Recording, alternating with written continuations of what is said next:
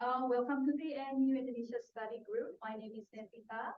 I'm a research assistant here at the Indonesia project, and I will host this session. I begin today by acknowledging the traditional custodians of the land on which we meet today, and pay my respects to their elders past and present. We are grateful for the support from Australian National University and the Department of Foreign Affairs and Trade of the Australia. In today's ISG, we are going to explore the prospects of energy transition in Indonesia based on a recently published paper by Professor Guillermo of the University of Indonesia and the Humanitarian FND of the Ministry of Finance. It is published in our Bulletin of Indonesian Economic Study if you want to check it out. We are joined by two speakers today. Hopefully one of them is coming soon. First is Professor Desa Sudarmo. He is a professor here at the Arnhem Department of Economics and our own head of Indonesian project. Budi is a developmental and environmental economist. His work draws upon the links between environmental conditions, local economics, and human development. However, more recently, he has been focused on energy transformation and integration, which we will talk about today. Budi will talk for 35 minutes about his recent paper, and then he will then be joined by Emeritus Professor Ross Gardner, who is currently in Melbourne and is joining us via Zoom. Ross, as you know, has held senior roles in universities, business, government, and other Australian and international institutions, including here at the ANU. At the moment, he is a director at Zen Energy since 2015. His work has been built around developmental policy, economic policy, and international relations in Australia, Asia, and the Pacific. This includes many advisory roles in climate change, sustainability, and energy transition. So very timely and very relevant to the paper that we're discussing today. Pak Ross will speak for 20 minutes to provide comments on Pak Budi's paper and presentation and add further insights on the topics. After that, we will have Q&A. Please note that this is a hybrid event, so we will be taking questions from online as well. So those joining online can write the question in the Zoom chat box, and then we will read them out. Now, without further ado, let's call Pak Budi to provide his 35-minute presentation. I will give you sign when you're close to 35 minutes. Yeah, thank you, Sida. Thank you everyone for coming. I also would like to thank Ross Garnot for his willingness to participate and to provide a comment on my presentation. So next, as Masita mentioned, this presentation is based on a paper that we wrote a while ago with friends from University of Indonesia and from BKF. So we have a collaboration between NU and particularly Facultas Economy and Business, University of Indonesia, to work on energy transition. So hopefully this will be our first product, and after that we will have several other products. By the end of this month, a team from University of Indonesia is coming, and we're going to organize a small group of discussion on Australia, Indonesia, and energy transition. The next. So let's start from what are the Indonesia commitments. So the first commitment is this National Determined Contribution, or NDC. The first one was submitted to UN in 2009, and it has been revised 3 times. And this one, and the latest one was called Updated NDC, submitted during the COP last year in 2022. So as you can see that Indonesia actually has been increasing its commitment and its willingness to reduce emission below business as usual scenario as much as 31 or 32% by itself and 43.2% if Indonesia have enough international support. The second change of the commitment are the contribution of production in energy. It has been increasing since the beginning up until by now by itself it's 13%, and a reduction on commitment of reduced emission through deforestation and forest degradation, in such that it's almost equivalent between forestry and energy if it does doing by itself. So the energy now is becoming an important sector. That's why the topic that we would like to cover is energy transition. Now the second commitment, it is a pledge by the Indonesian government that it will achieve a net zero emission in 2060. Next, so let me explain a bit about what is NDC means. So NDC is that if this is a business of usual scenario, which has been determined in usually at the time in around 2009, and with a prediction of a certain GDP, I think the GDP was predicted to grow around 6%.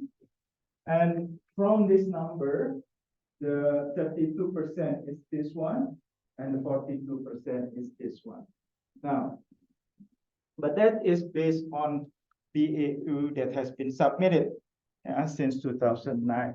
Next, but if the actual growth while doing anything is happened to be like this, for one, the slowing down of commodity prices, and then we have profit, and then we recover to the original growth of 5%. You can see that doing nothing could actually fulfill Indonesia commitment. So that is the NDC. So NDC is actual assumed growth rate dependent. What is your assume, and when you submit, and what is the actual are whether you achieve or not. So this is why Indonesia government so confident to increase its self-commitment throughout this year. Next, while the net zero emission is a bit different. So, for example, this is the emission, and this is the sequestration from forest or from other, and this is the net energy emission, which is supposed to be the one that reported that Indonesian net zero emission like that. So next, so the net zero emission means that Indonesia must have some effort to increase their sequestration and also reduce those emissions in such that the net is going to zero by 2060. Now, this one doesn't matter whatever the actual GDP growth. This one, if Indonesia would like to fulfill the commitment, it has to do something over here to reduce the emission. And a big chunk of this, yes, some of them through better reforestation, but a lot of them has to be through energy transition. So that's why the energy transition is probably the commitment of net zero is probably the actual force for the country to do a reform, and particularly in the energy, but also as well as in the forestry sector. Next, so this presentation, what is presentation about? If this is the net emission that Indonesia needs, this presentation is main question is that what are the prospects for Indonesia achieving its energy transition, meaning that Indonesia will be able to achieve net zero emission in 2060. Now, whether the transformation actually could only happen for future energy demand, so the new one, the new demand that is supplied by renewable energy, or the transformation will include the existing energy demand. So whether Indonesia could actually only over here or could actually push over here. So this part is the existing energy demand. Although this is the number, is don't worry about the number. That is the main question. Now, we know that to achieve those 2060 net zero is required a lot of investment. The estimate is the Ministry of Finances it is 23.23 trillion US dollar, or private sector. Bloomberg say that Indonesia need 3.5 trillion US dollars. So this is about almost twice Indonesia GDP in 2022 or 2023, and as well as favorable policy. So the task is not that simple to achieve those targets. So the way that we're going to look, what is the prospect? We're going to look at the current economic performance, whether our Indonesian economic performance is actually good enough to attract investment. And second is that looking at the starting point of Indonesia energy mix, so how far we need to go, yeah. And the third one is looking at what are the main initiatives for energy transition, and based on this the observation, we will judge what are the prospects of Indonesia energy transition, achieving net zero emission by 2060. Thank you. So the target of energy transition I have made, I have said, and the government has produced several regulations. I think, but up until now, the highest regulation, so this is just below law or undang-undang, is government regulation. So this one is the highest one, and it is actually said that increasing contribution of renewable by 31% in 2050. Reduce contribution of oil less than 20, but Indonesia seems to be still want to maintain the use of coal and controlling the use of gas to minimum 24%. So these are the top regulations, and below that there are a lot of other regulations, such as, for example, this one is presidential regulation, which is lower, supposed to be lower than PP, saying that providing incentive for PLN to adopt renewable energy. But there are several others. Now, based on this one, then several ministers produce what they call it roadmap. But the one that I thought the main one is produced by Dewan Energi Nasional then into 2023. So just go through the way that Indonesia would like to achieve the target. Indonesia will control the supply of energy as well as the demand of energy. And they have target in 2025, 2030, 2035, and then up until 2050. So if you look at renewable energy is 23% by 2025, it's probably not going to be achieved. But on the demand side is also pipe gas, induction cooker. I think they cancel it. Yeah, they plan to do it, but I think by now they cancel it.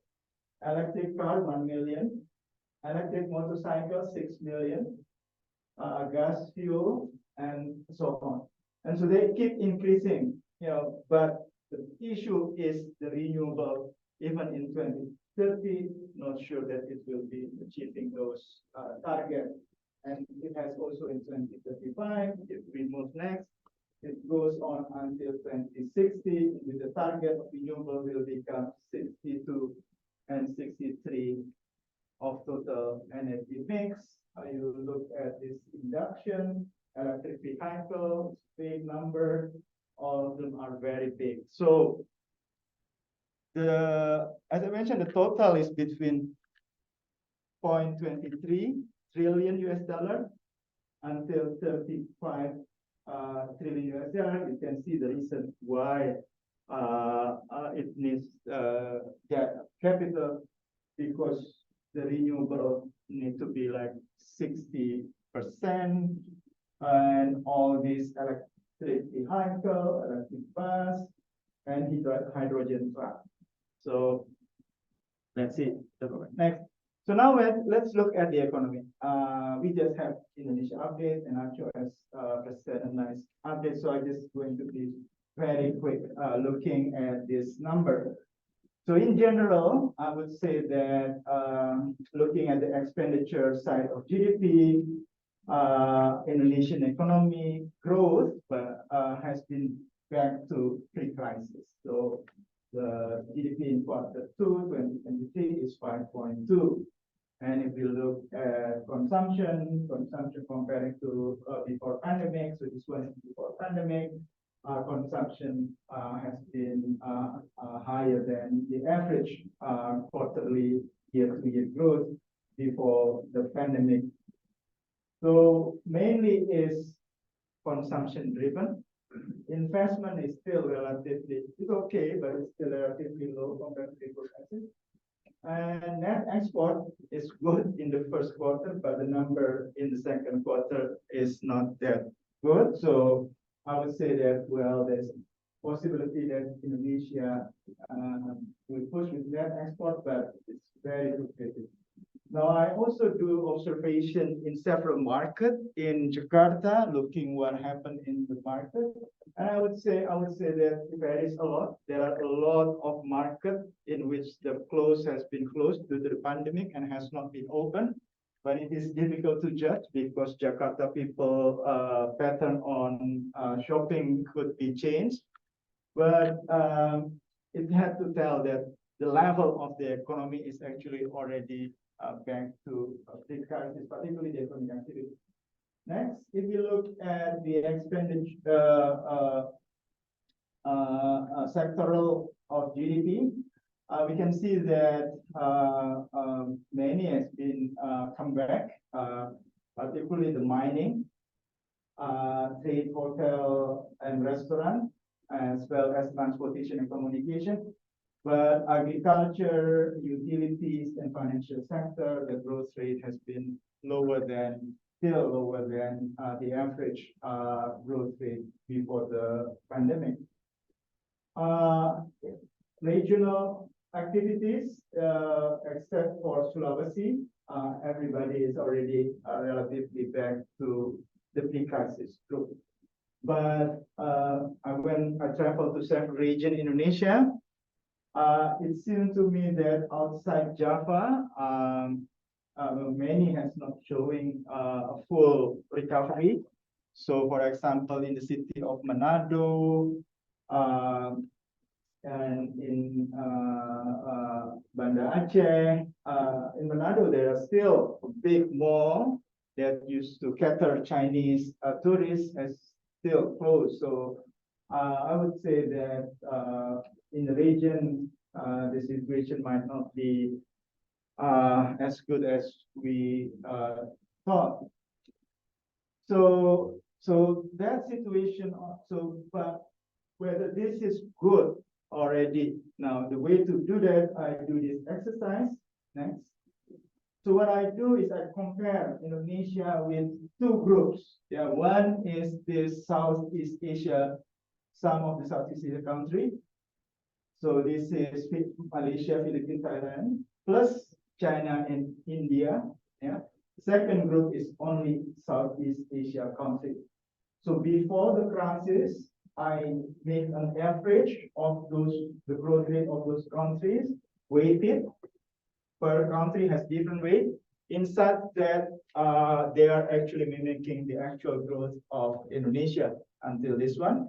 So you can see that they are actually mimicking. So I use the same way to predict what happened in the crisis and after that, and compare to the actual performance of Indonesia. So this one is only with Southeast Asian neighbor. Yes, Indonesia performed slightly not that bad in the pandemic, but after the pandemic, it's just the same as other Southeast Asian countries. But if we include India and China, Indonesia is not performing well. So in terms of, so this shows that, well, there could be uncertainty in securing investment coming into Indonesia because other countries, at least in Southeast Asia, they are as attractive as Indonesia. And if you look at India and China, they seem to be more attractive. Next. So the external factor that we could hope that investment could coming in, foreign direct investment is relatively steady at 5%, 5 billion, that is billion US dollar. But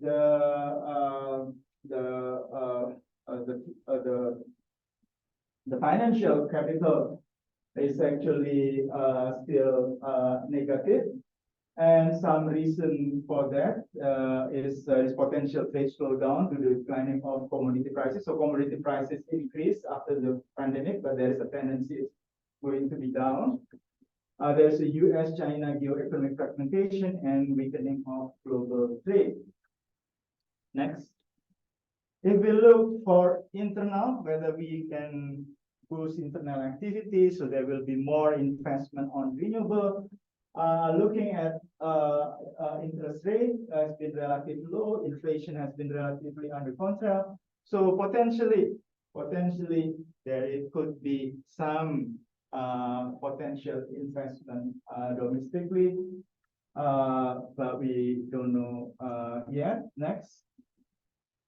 And if we look as well from the government revenue side, whether the government has potentially to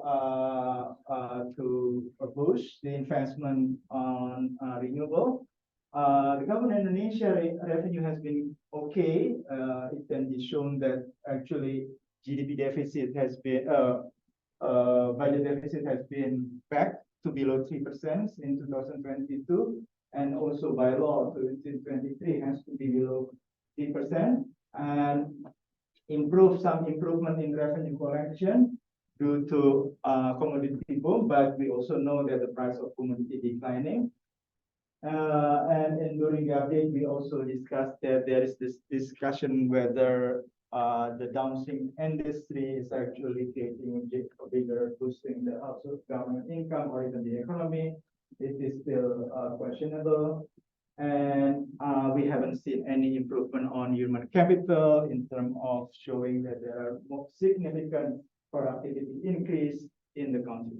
So although looking at the investment side, like the banking situation in the interest rate seem to be promising for the economy to moving on, but government role on supporting those things seems to be limited. Next. So on that side, overall, my judgment on Indonesian economy, yes, there's certainly possibility there is some investment coming in, could be particularly within the domestic player. People might want to invest on that, but we also see that there are some limit on how big those investment coming in for energy transition. That is the first judgment. Now, where we could start doing energy mix. So the first graph over here showing that we know that in the last 20 years, the prices of renewable technology has been declining. So adoption of renewable energy has been happening everywhere, including in our neighbors. And when we compare our performance in terms of those transmission with our neighbors, India, China, and Vietnam, we certainly lag behind. So some issue, well, the market position of coal particularly, but in general fossil fuel industry in Indonesia, persistence of the utility sector. I think there has been an issue with PLN, and we still contain 7% of budget for energy subsidy. What is that? The number of power plants or their capacity? This is the capacity indexed at 100. So the increase of capacity. Yeah, not the cost. So this is the actual kilowatt hour. Yeah. Next, so China is growing very fast. Yeah. Next, so looking at renewable energy in Indonesia since 2000. The number of renewable energy proportion to the use of energy not changed.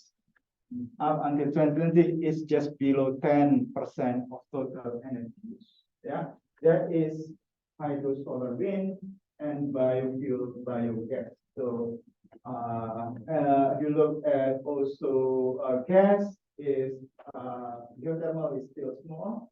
If you adding up geothermal, yeah, it could be a bit more than 10%, but it is still the one that's increasing very quick is this one, which is the coal. Yeah.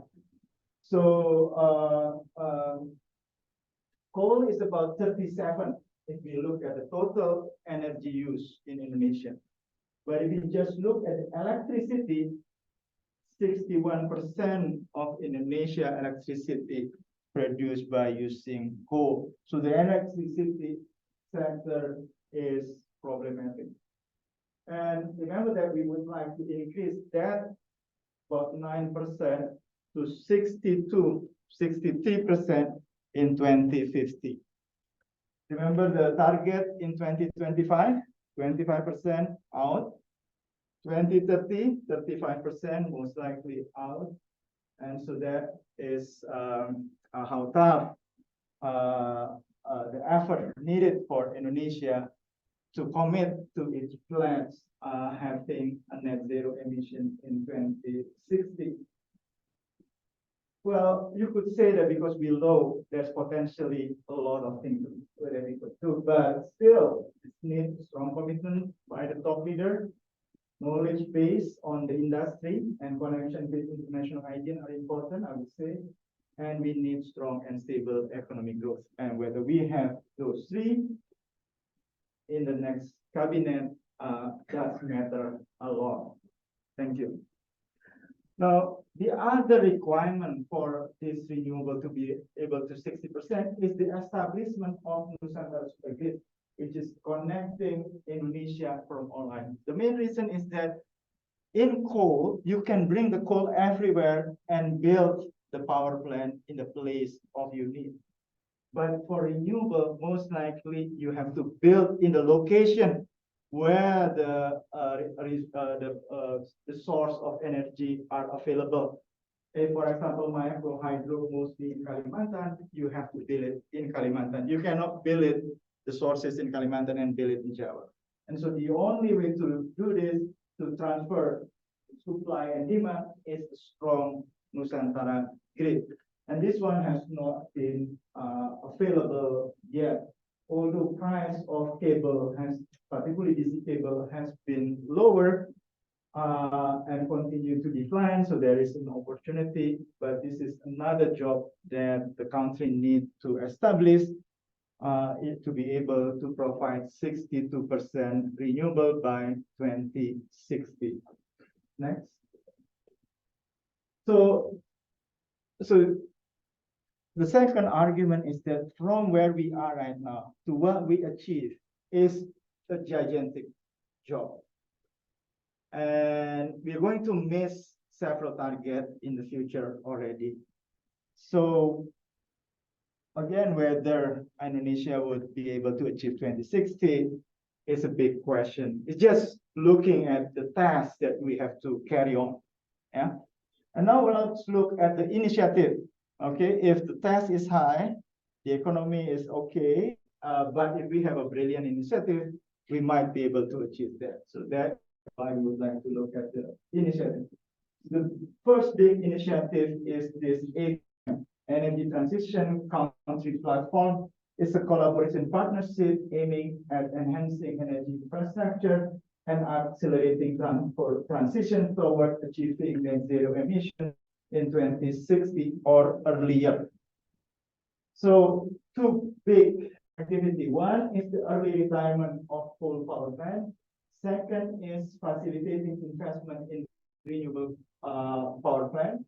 A steering committee has been established and PT SMI has been assigned to provide a blend of financial group and financial de-risking. So then there is a group that will be willing to buy the existing coal power plant and retire earlier.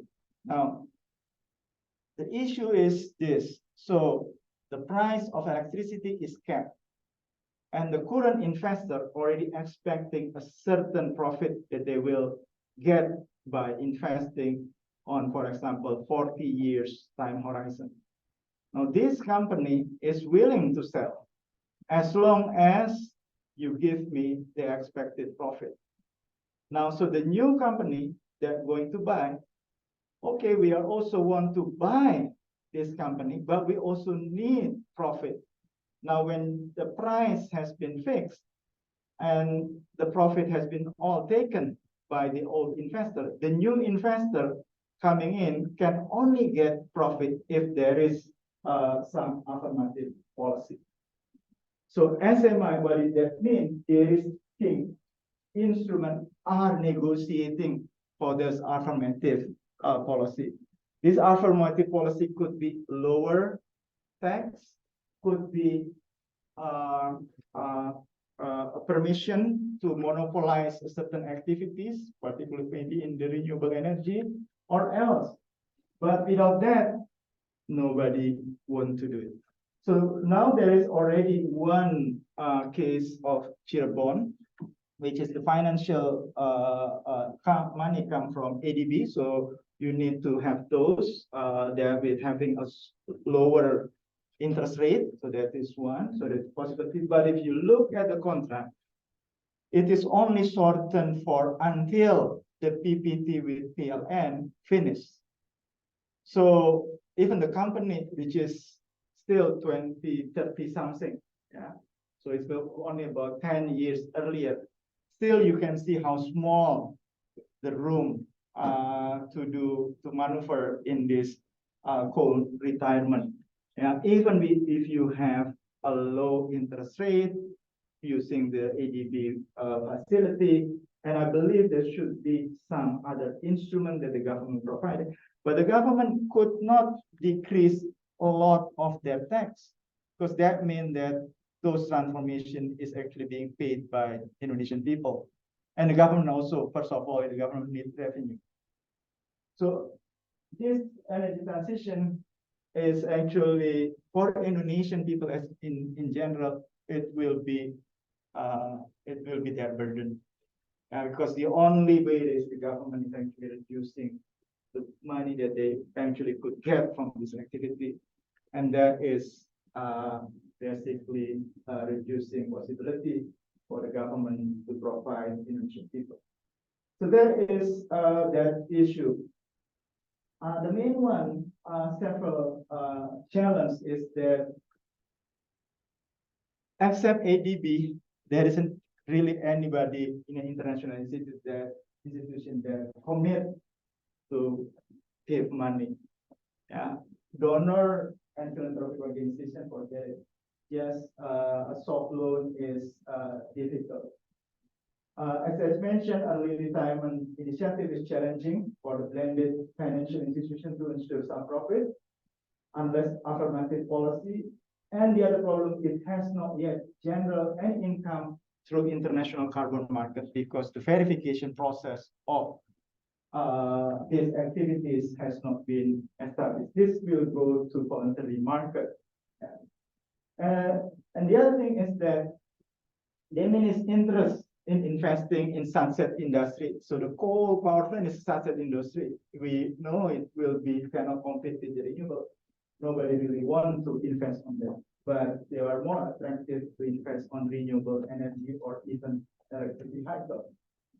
Well, and at the moment has excess supply from coal power plants, so need to manage their supply. And so particularly in Java, and so that is also why PLN is a kind of hesitant. Next. Oh, do you have 5 minutes? Yeah, all right. So we will be quick. JETI is almost the same as ATM, but cover more, particularly asking for the Indonesian government to reform some of this policy. So the same as ATM plus reform on the policy, but also having a faster target, net zero emission in power sector by 2050. same problem, lack of clear actually contribution for the donor. So they just announce and money is not clear. And second is that the requirement of the reform, it will be tough. Some of the reform include energy subsidy, low content requirement, and possibly fail and monopoly in the distribution system. Next. Market and carbon tax, it will start be implemented this month. So basically, Indonesia will implement an ETS system, which is there is a target in which everybody should emit a certain target, a certain baseline. If you are above baseline, you could sell to somebody that's below baseline. And if you're not able to sell it, then you are taxed. So the number above baseline will be taxed. So this is combination between baseline and credit plus carbon tax. Experiment has been conducted in 2001 based on this presidential regulation. There were about all power plants within PLN was asked to participate to this pilot ATS. The result is 18 of them participate, but the price of the carbon is $2 per ton, which is very low. And there is already regulation to push it to move forward on this. And let's see whether this has been happening. OJK yet to produce all the necessary, although it has announced that those cells will be organized by Bursa Efek Jakarta. Yeah, but some details are still an issue, and we need to also watch on the issue of carbon washing. Next. So EV is very attractive. A lot of people talk about EV. There are regulations to basically encourage the Indonesian government to the Indonesian people to implement a downstreaming industry producing battery. There are ministry regulation. If EV with local content 20% or higher receive a reduction of VAT tax from 11% to 1%. Observation in Bali on the regional government program on motorcycle, electric motorcycle, a subsidy on the average of 7 million for LCR local content only 20%. And there is an interesting thing is I think they although implementing a system of swapping battery of the through mini markets such as Indomart and Alfamart beside the payment station. And this one is worked very well, it seems to me, because people can easily swap their battery. Yeah? So there is a possibility. But yeah, initial significant electricity is still produced by fuel-based power plants. So EV is not really reducing the amount of emission. There are significant interest, but when those Bali case implemented into Indonesia, much larger investment are needed, and whether Indonesia have those resources or not is an issue. Thank you. One more minute. Yeah, so this is my final note. Yeah. So the transition to greener energy system poses significant challenge in Indonesia, particularly because of the well-established non-renewable energy. Their portion is so big. Most international resources to support the transition come from loan, which require positive return on investment. And there is also tough in which in a sector that highly regulated, where there is a monopoly in power plant distribution, so that will be making it difficult. But in general, weak institutional quality and regulatory uncertainty discourage international finance. And for investment in closing down coal power plant, there's also an issue that most investors are interested on investing in renewable energy, EV, rather than investing their money into a sinking industry. Low content requirement might keep hurdle on FDI in renewable and EV development. Emission trading combined with tax is promising, but Indonesia has never do that, so we need to see whether those actually work very well. On EV, there's another issue, lack of infrastructure for that. Although Indonesia has been growing in a way we can say back to pre-crisis, but there are several challenges to be addressed, both from international shock, but also domestic, on domestic particularly improving the productivity. So my final word is that I'm sure that Indonesia will do some energy transition. I have no doubt. But the question is that whether Indonesia will achieve 2060 net zero emission is a big question. And for Indonesia, basically what is done is maintaining consistency, monitoring progress, and considering flexibility in target implementation, probably better. Thank you. Is Ross with me? Yeah. Good. Thank you, Pak Budi. Ross has successfully joined us via Zoom. Thank you, Ross. Let's call him. Ross, do you want to open your video? Yes. Oh, he's already there. Okay. Can you now? It's on mute.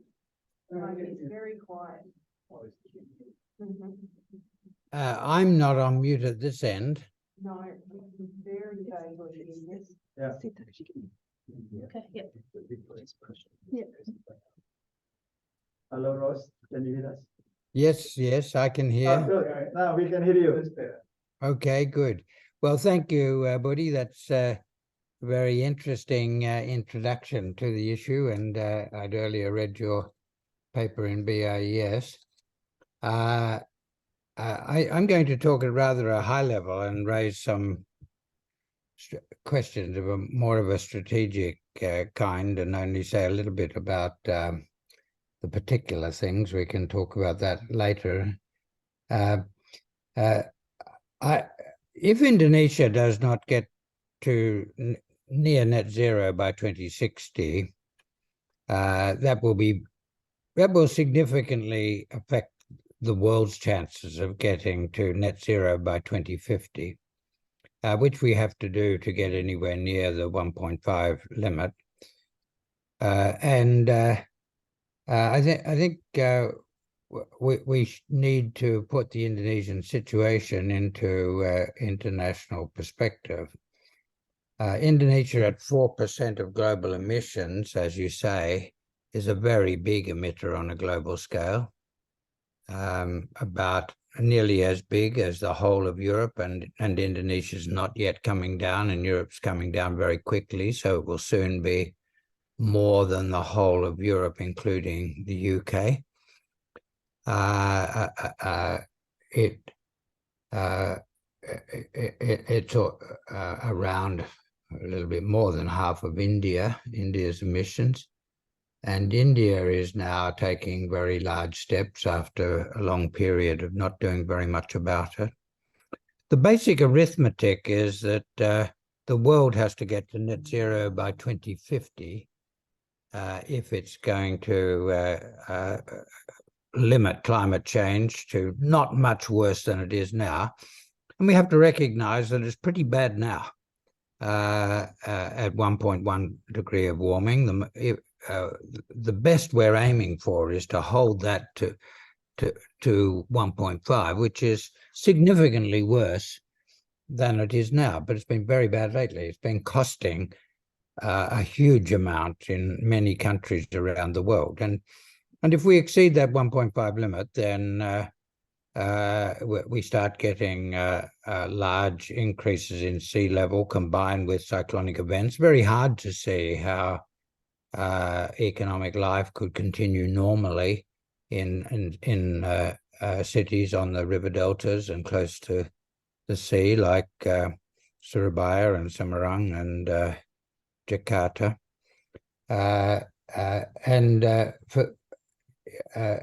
And it will be even more difficult for some other parts of Southeast Asia and South Asia.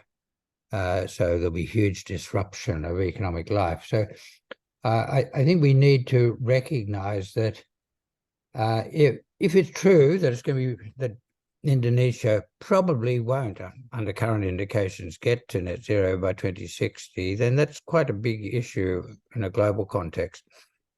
Southeast Asia is quite a big problem. It's not just Indonesia. Vietnam, after Indonesia, sort of stands out as one of the very big emitters, that's where emissions has been growing very rapidly. And a big country, the leader of Southeast Asia, like Indonesia, not making progress, has an effect on whether Southeast Asia can make progress. There's now quite good prospects of the developed world getting to net zero by 2050. There have been quite big changes in attitudes recently. Now, that could change again in the United States, a turn of the political wheel back to Trump-like attitudes towards climate change and energy would really mean that there was very little hope in the world for getting to net zero. But at this stage, the US has accelerated its efforts. Europe has been on a strong path for some time. I spent a week in China looking at these issues a couple of weeks ago. China's commitment to net zero by 2060, same year as Indonesia, is very strong. They're putting in place measures that make me think that they will make it. Japan and Korea made very, very strong commitments. So Indonesia really will be important in the world's failure if the world fails. And that has very big implications for Indonesian development. So towards the end of Woody's paper in the BIS article, Woody, you talk about compare this with management of other environmental issues. I think we have to start thinking about this as a central economic issue. If this is not dealt with effectively, the chances of the world dealing with the problem are much less. And that has huge consequences for Indonesian development, of course, as well as global development. In addition, with the developed countries now on paths to zero net emissions, at the same time, they're becoming more and more hostile to the idea of open trade with countries that have a lot of carbon in their supply chains. And there's a very big problem in the open multilateral trading system in recent times anyway. Much less support for multilateral trade than there was earlier in history, in the late 20th century and early 21st century. We've had a very substantial retreat from open trade in the United States. The clashes between the United States and China have seriously disrupted the open multilateral trade that had been very important to development right through Asia and the Pacific, including in Indonesia and Australia. And when you throw in the politics of resentment in the developed countries who are decarbonizing rapidly about imports that contain carbon from other countries, one can predict a worsening of the trade access problems that have been emerging recently. So that's Europe has explicitly introduced legislation. It's already law that from 2026 they will either exclude imports that have carbon in their supply chains or tax them at a rate equivalent to what it would be if they were paying the European carbon price under the emissions trading scheme in Europe. That price is around nearly 100 euros, over $100 US.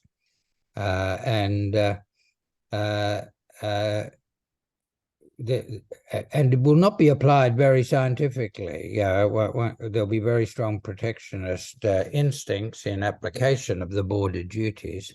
And so open international trade is going to be difficult for countries that are not seen by the rest of the world as pulling their weight. And the story you tell about Indonesia is not of an Indonesia that's pulling its weight. I've been following this story in Indonesia for quite a long time. I was at the Bali summit in 2009, and I've got no doubt of the commitment of successive Indonesian governments. Yudhoyono back in 2009, Jokowi since then. A number of ministers have taken a very strong and positive interest in the subject, but what's actually happening on the ground is not very strong, and that's a problem for economic development. And I've mentioned two ways in which it's a very big problem for economic development. Now, the other side of the coin is that in the zero carbon world economy towards which the world has to move if it's to deal with the climate problem, and towards which we are sort of moving, Indonesia will not fare badly. Indonesia had some advantages in the old high fossil economy with oil and gas and then coal. Its renewable energy resources and its resources for zero carbon economic activity are not so bad, not great, but not so bad. In the zero carbon economy, capacity to sustainably grow biomass at relatively low cost will be a huge economic advantage, because there'll be a whole lot of materials that are currently made from oil and gas and coal, which will have to be made from biomass. That's true of most petrochemicals and chemical manufacturers. And if you've got a large base of relatively low cost palm oil or forestry timbers, other oils, other sources of biomass, then that can be a huge source of competitive advantage in all of those industries. That's very valuable and scarce in the zero emissions world economy. The biggest element of the zero carbon world is going to be renewable energy, and Indonesia is better off than the developed, the high income countries of the Northern Hemisphere, and there you've got to look at resources relative to population and economic development. It's better off than most of Europe or Japan or Korea, or at least coastal and mainland China, or China as a whole, with sun and wind, but wind is not great, mostly in the tropics. Sun is better than in those places, but not as good as south and north, immediately south and north of the tropics, but not too bad.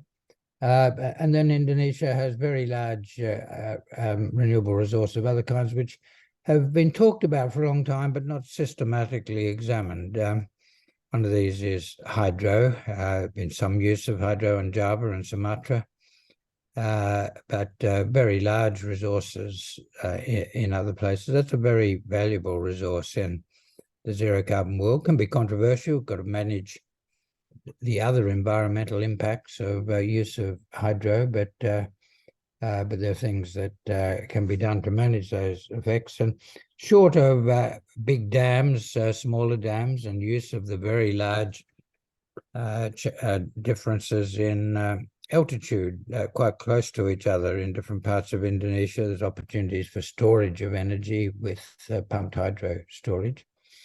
And geothermal's been talked about for a long time. Well, the traditional geothermal of thermal centers not too far from the surface. Indonesia's got much more than its share of that. Some countries like the Philippines and New Zealand and Iceland have made much more use of those resources than Indonesia had.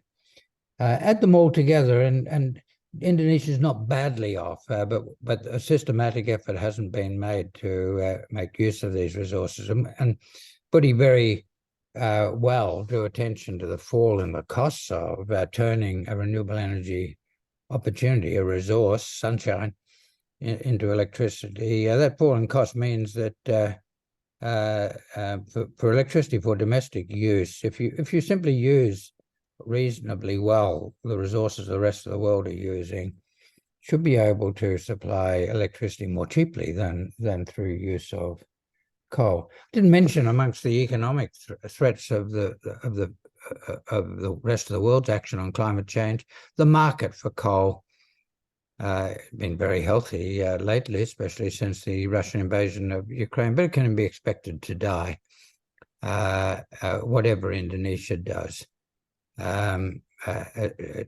Indonesia relied rather heavily on the Indian market. Well, India will use coal for as long as it thinks it needs to for its own development, but it's also expanding very rapidly its renewable energy resources and looking for ways of avoiding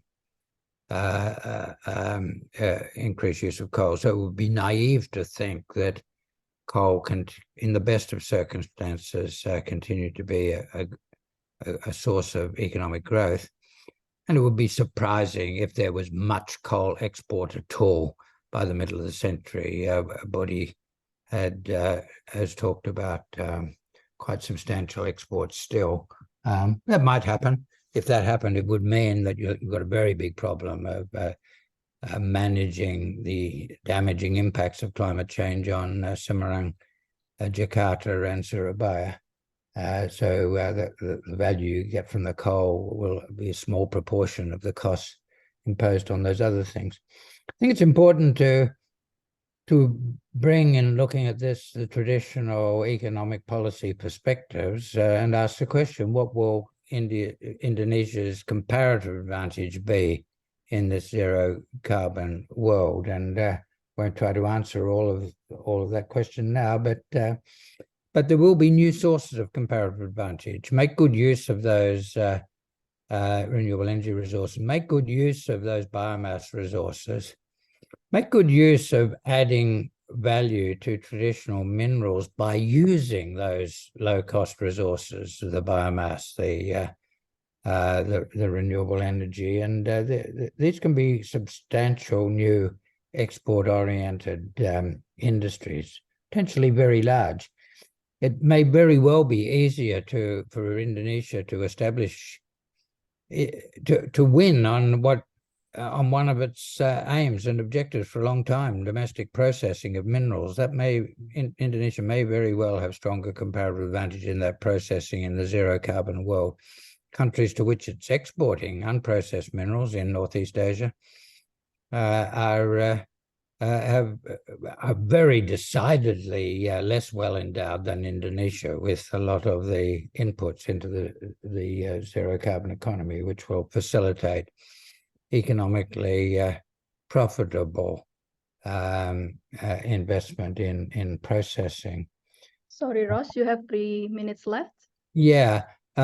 So I'd suggest one of the things we need to do is take a higher level look at what's Indonesia's place in the world of the zero carbon economy, and what are the advantages that Indonesia has in that world, and we can get quite a long way in just taking steps that are clearly good for the Indonesian economy. The old story of subsidies.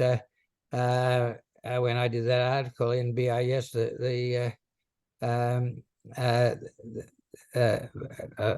quite a few years ago, we were hopeful that the subsidies might come down. Well, they went down, and they've gone up again. Getting rid of that would do a wonderful lot of good for decarbonisation, and at the same time do a wonderful lot of good for Indonesian development in general. Let's think through how we make the most of the new sources of comparative advantage, the sources of the resource of renewable energy Indonesia has. I like very much Bodhi's idea of the Nusantara super grid. And that will be even more valuable if the grid was going right along to the eastern border of Irian, Papua. Extend that across the border, and you add a lot of value. Extend that link to West Timor, to Australia. Extend the link to Sumatra, to Singapore, and you from east to west Kalimantan, or east to Malaysian Kalimantan, and you've embedded the Indonesian system in a global, well, a regional system of trade in renewable energy, which will lower costs and bring many benefits for everyone. So my big suggestion is that we start thinking of this issue in Indonesia as part of the general economic policy question, and not as a separate environmental question. Let's start thinking of it as the problem it is. Unless we come to grips with it in Indonesia, we're going to have a very big challenge blocking Indonesian development. Thanks.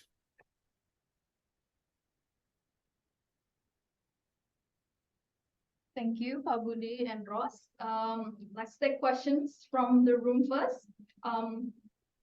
For this round, I'll take 3 questions, maybe, if there is any.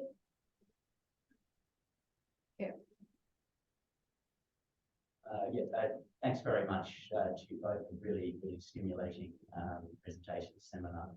Dan Ranson, formerly of DFAT. Woody, just noting on your slides, you mentioned about the Indonesia just bringing in at the moment, or this month, the emissions trading scheme combined with the carbon tax, and you didn't seem too upbeat on where things go with the low baseline. I noticed just this morning on the BBC World Services World Business Report, they have reported on this.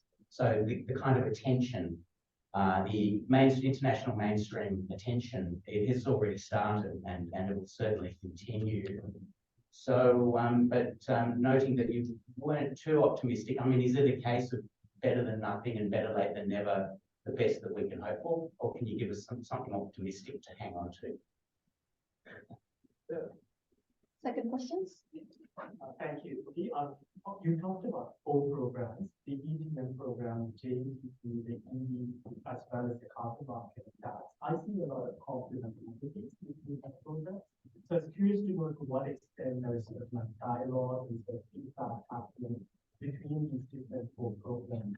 And specifically on the JDC, as you mentioned, there was a secretariat set up earlier this year. But as you know, there has been a delay in the investment plan coming out and the publicized. I was wondering if you could talk a little bit about the challenges the secretariat is facing and why that delay has been happening this year. Yeah, thanks, Woody, and hi, Ross, and thanks also. Really interesting presentations. Sort of pretty scary, actually, but very interesting. So I guess to Woody, but also perhaps to Ross, what's the political economy of the transition? Because we need to know that, don't we? A lot of grand plans, but then, as you both said, subsidies are back, really big time. And so how are we going to navigate through? Can we get a sense of how the parameters might change to enable that?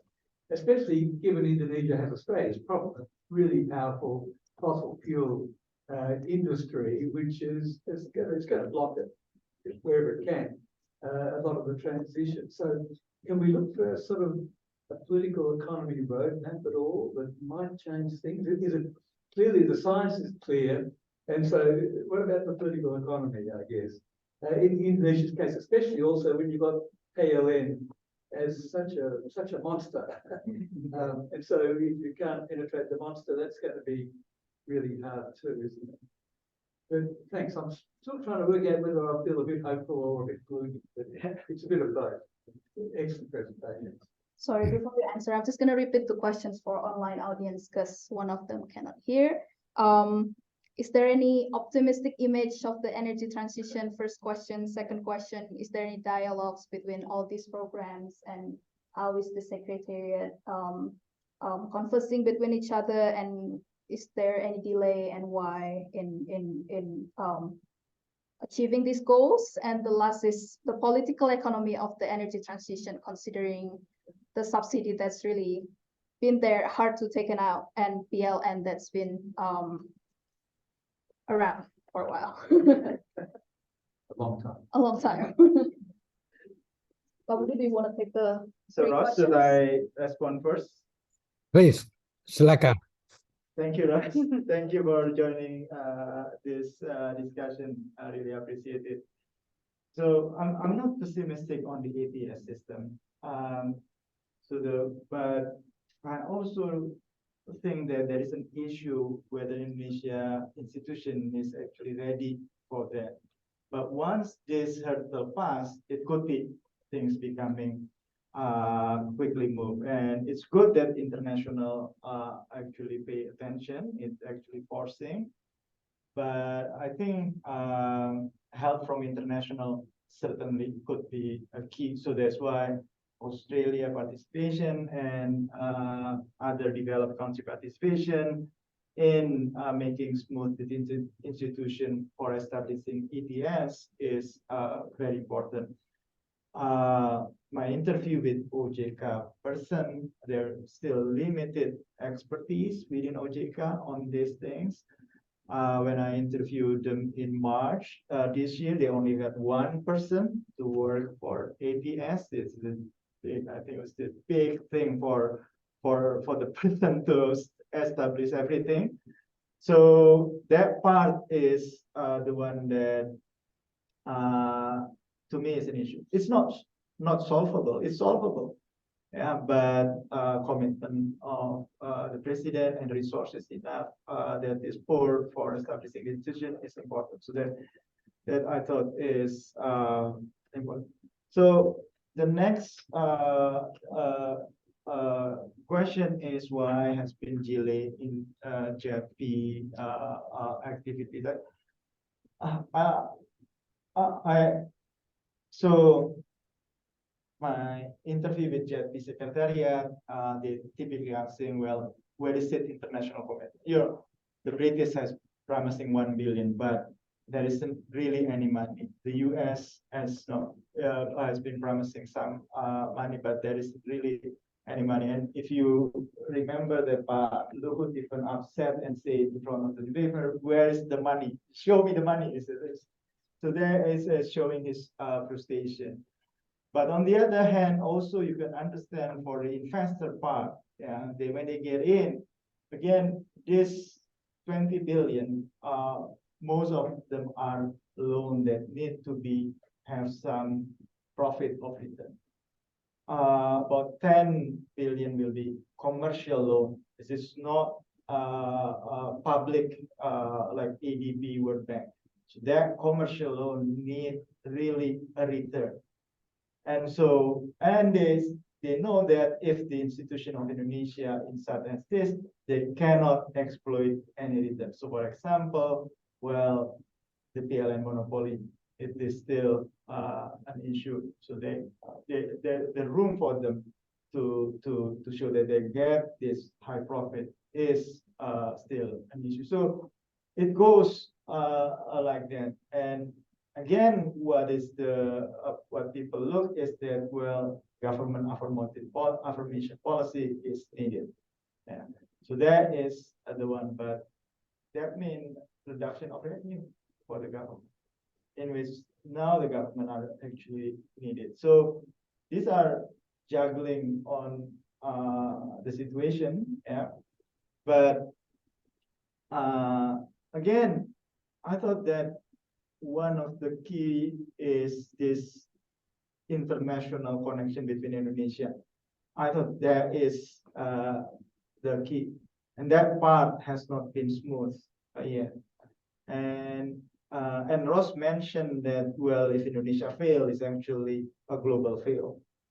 And so for a country like Indonesia, in which they have this limited ability, international collaboration, in my opinion, is very important.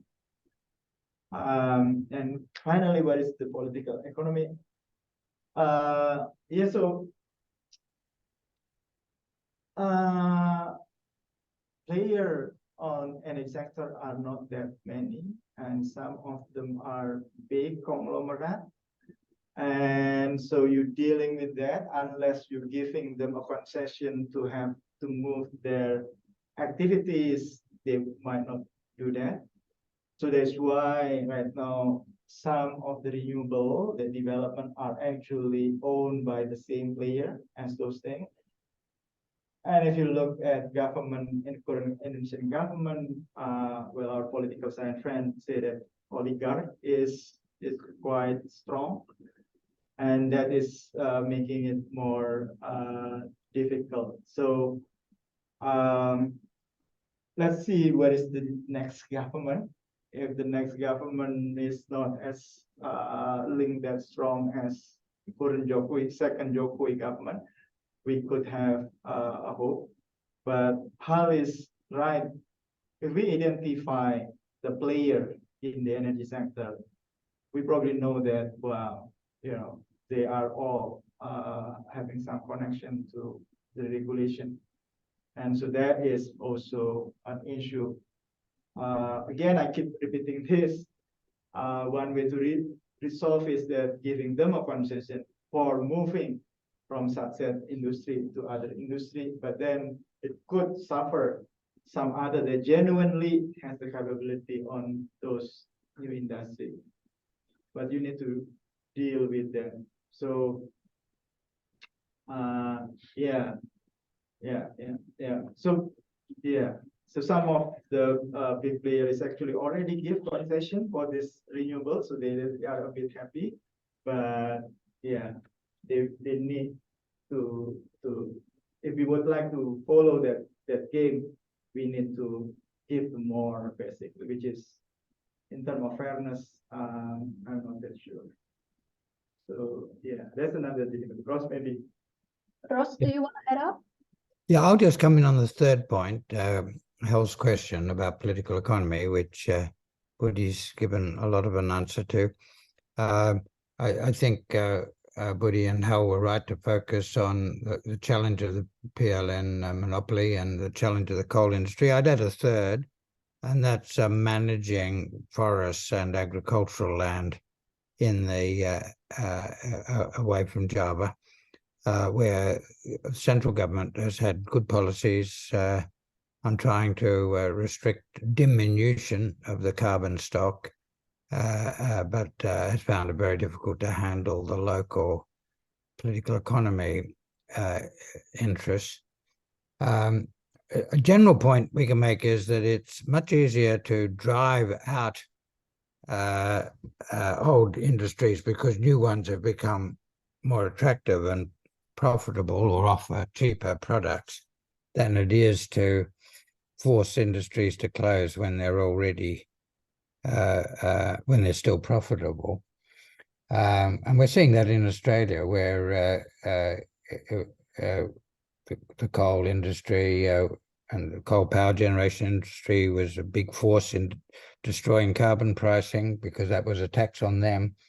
But they're unable to resist the erosion of their position as renewables have become much cheaper, and consumers and users of power are just buying the renewable energy, so that subsidies for the new is a much easier proposition in the political economy than taxes or regulation on the old.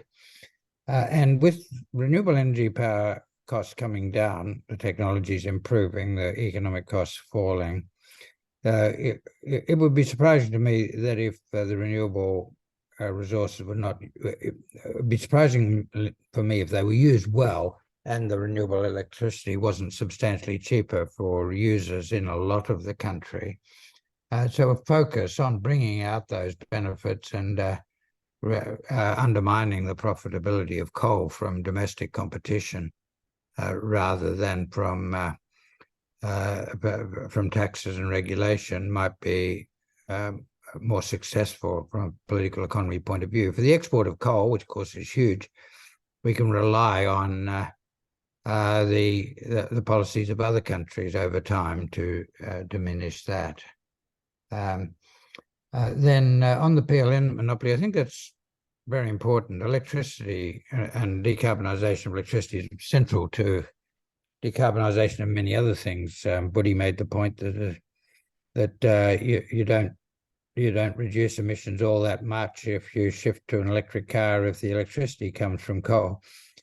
You actually probably do still reduce emissions significantly because the electric car is much more energy efficient. It uses less electricity, even if it uses a carbon-intensive form of electricity. So getting it from electricity may still have emissions advantages rather than getting it directly from oil.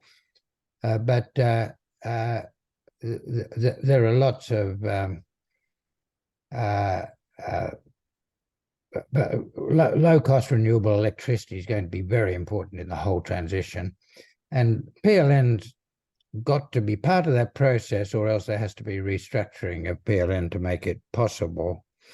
As economists, we can separate out different aspects of the electricity supply chain. Generation, it can be competitive with many different forms of energy: coal generators, solar generators, decentralized and centralized, wind farms, geothermal, all competing. And it would be good to have competition in that generation, unrestrained competition.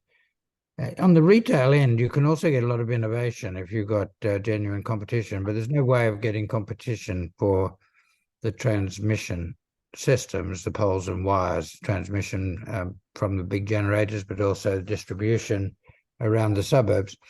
So if it were possible to develop a government authority that was just looking after the poles and wires and delivering those services, including the hugely ambitious Nusantara supergrid that Buddy drew the map about, that'd be a very big job for them and a wonderful contribution to development if it succeeded. If that could be the role of PLN and other parts be divided off, the generation perhaps in another state corporation that genuinely had to compete with the others.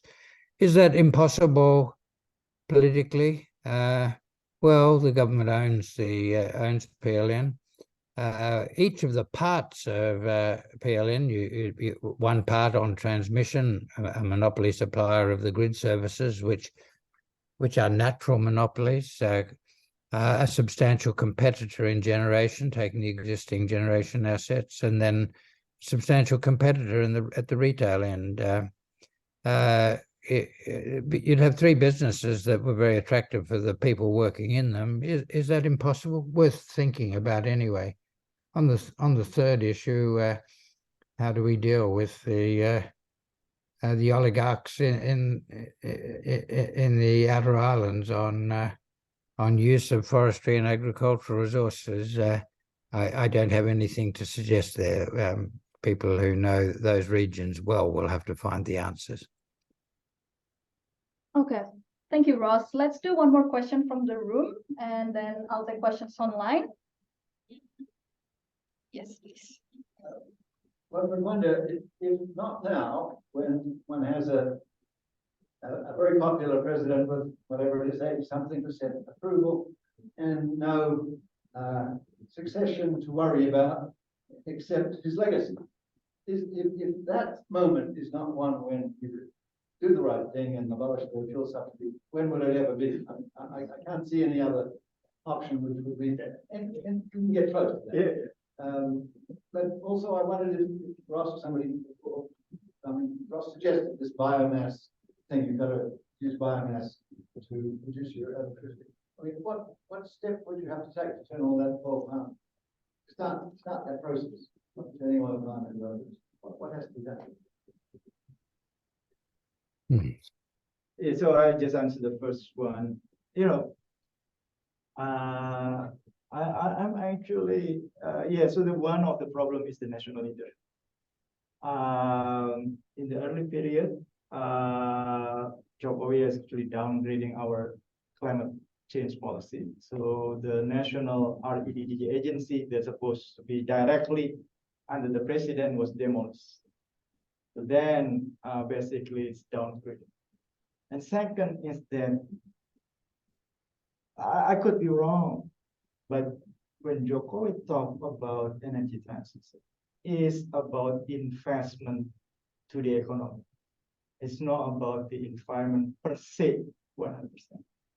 So I would like to argue that one of the issue is leadership issue, and whether we could get a better one in the next election. If you look at the current election, I think I just watched Mata Najwa interview. I think only one that mentioned climate change, but it is among a lot of other mantra. So the position of, so that's why I agree with Ross that we need to look at this issue as an economic, all the economic policy, part of the growth and so on. If we fail to be able to put it that way, it's not going to work. Now, the other thing that it is also how comment on the political economy is actually the situation in the energy sector in Indonesia is, I thought, is really bad. So independent power generator, coal, when they have a contract, they have a guarantee to supply for their a certain maximum capacity. It doesn't matter whether that is fluctuated, PLN has to pay those amounts for a certain block period of years. So that is a guarantee of income. Doesn't matter what is the fluctuation of demand. A lot of PLN contracts are like that. So that is make it difficult for PLN to switch. So why those things could happen? Well, that is a good question. And if you look at the people in the commissioner of PLN, enough people are government officials. Enough people are government. They are supposed to be able to handle these things, but that is not happening. So I thought that the way that we need to go is that one thing that we actually hasn't talked is the civil society part. Really. I think during the update, Jackie Baker argued that this movement of civil society in Indonesia has been much weakening. And in the case of environment, for a broader, maybe some specific cases, they are still strong, but for broader, I think it is not as strong as in the 1980s or 1990s. That's my judgment. For some specific case, air pollution in Jakarta, okay, NGO quite strong, but we don't have this big push in 1990s from the civil society. That could be a key, so that the other component that we could work is on this aspect of political economy is encouraging a much more bigger movement on civil society. Yeah. Let's take questions online because we Yeah, have. Ross, would you like to add? Did you get the question? Yeah, I did. How do we get the use of biomass as a zero carbon input into industry going? To my knowledge, the most exciting applications of new technologies to use bio oil and other products from biomass rather than oil and coal and gas. It's being done in Europe and Japan. Get a couple of large businesses from one or both of them to invest. Now, in the case of Europe, things are moving quite quickly in use of the zero carbon materials, but that's because they've got that very big incentive for carbon price. If you were able to put the products, the zero carbon chemical manufacturers from Indonesia into the European market without the border tax, then I think there'd be probably very strong interest from European investors, but that requires a clear understanding on the trade policy issues. Will Indonesia be regarded as a legitimate supplier of zero carbon products, or will it be regarded as a problem for the global decarbonisation effort? And so that becomes a trade policy issue that the Indonesian government will need to take up with the Europeans. Thank you, Ross. Let's take 2 questions online. Very quickly, one question is about by 2060, Indonesia's population will be declining and aging. The same is true for most countries in Asia. We often talk about this as posing a challenge for the labour force, but do you see any implications for the demand for the development and use of renewable energy? And the second question, in the UK, the current government has recently rolled back a commitment to climate action, claiming that the cost for citizens was too high. With Indonesia's current subsidy arrangement, would a transition to renewables result in higher prices for regular Indonesians? Does any solution for energy transition need to be cost neutral for regular consumers? And noting we've got about 2 minutes left. 4 minutes. Yeah, so maybe I answer that. So there's an alternative, isn't it? Instead of subsidy, but providing a lump sum support for the poor, so that could work.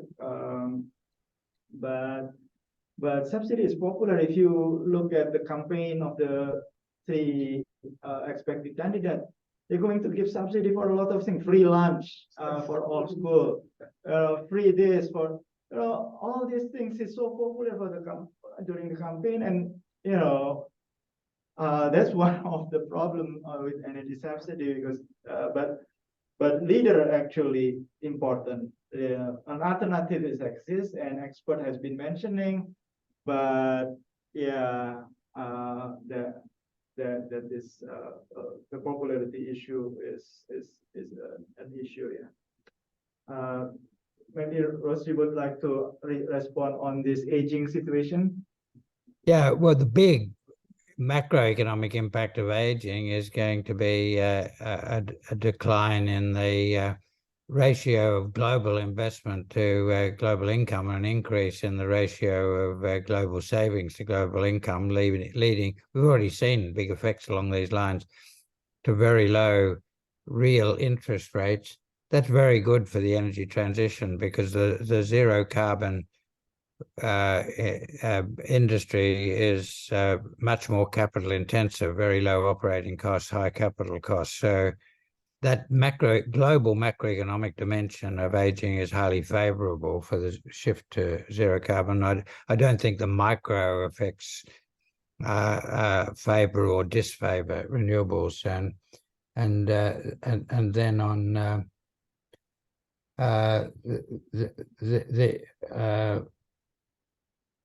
I think you answered the rest of the question very well, Woody. Thank you. Maybe we have 1 more questions with very brief answer. Quickly, what is the possibility of a renewable energy target in Indonesia? We know these work in Australia. What would be needed politically for this to occur? This is from Luke Brown. Well, I think the possibility is not zero, but probably it's not that high as well. It will depend a lot of things. If things change a lot, then we could have more positive income. But I think to start from the leader is important. So if we're going to have election, vote the leader that pro energy transition. I think that's the first step. And then hopefully there will be not some more big institutional change. And what happened in PLN, I agree with Ross that this is important, crucial, and it is not possible to do some change in PLN, and that's the key is the leader. So Ross, you might want to say. No, I don't have important additional points on that. I've learned a lot listening to you, Woody. Thanks. Okay, that is the end of our today's Indonesia Study Group. Thank you very much for your participation. We'll see you again in the next event of AIU Indonesia projects. Thank you. Thank you. Thank you, Ross. Thank you, Ross.